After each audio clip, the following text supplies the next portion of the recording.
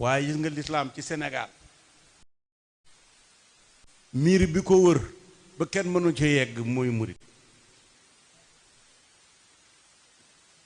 murit yi ñoo tee diine ji bu ñu leen bëttoon ñun duñ sax mat gëlaxndiku amul tijaan amul xaadir amul mbëlëb amul dara murit yi la gaa yi ñemewul te ñun ñi ci gannaaw murit yi moo tax ñu ragalaale ñu waaye ragalaale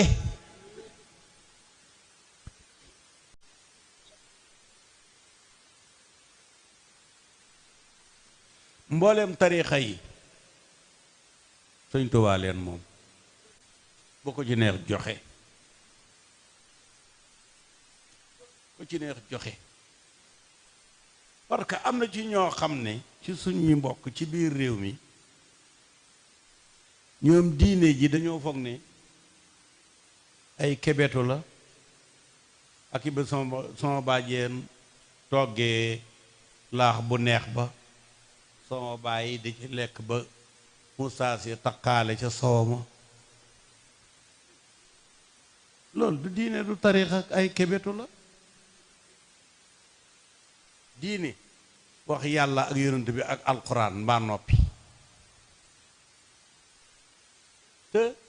ni nga xamee ne Sénégal dañoo am indépendance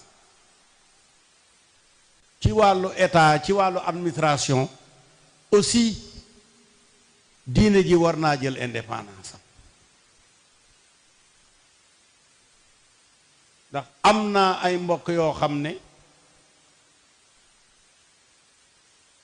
buñ dëkkut Kaolack it dëkk feneen rek ñoo xam ne seen diine moo doon tubaab yi ak lu tubaab yi wax ak nu ñu yenu tubaab loolu war nañ koo defaraat ndax loolu bokkul ci lislaam alkaafiruuna hum asxaabu naar kon ku ca aju war ngaa tuubaat tariixa boo nekkoon it war ngaa seet beneen te foofu laay tëjee baatu murit mi ngi ci diggu alxuraan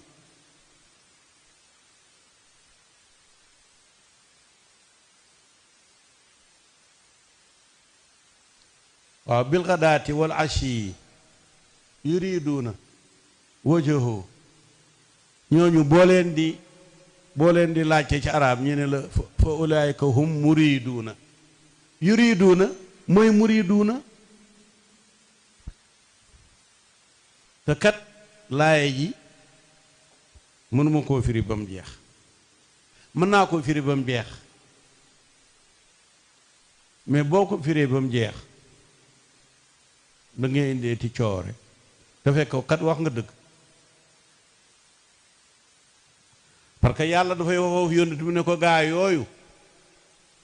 ne leen jàkk te bu leen piis ca lu sëñ Fallou waxoon ne leen ko jàkk bu leen ko piis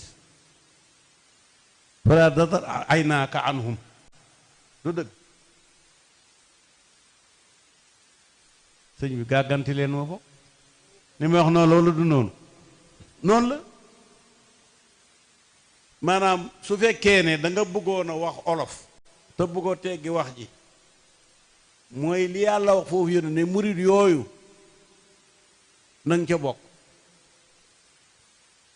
waaye nag astagfirullah yi ñi nga xam ne wax jooju mënuñ koo dégg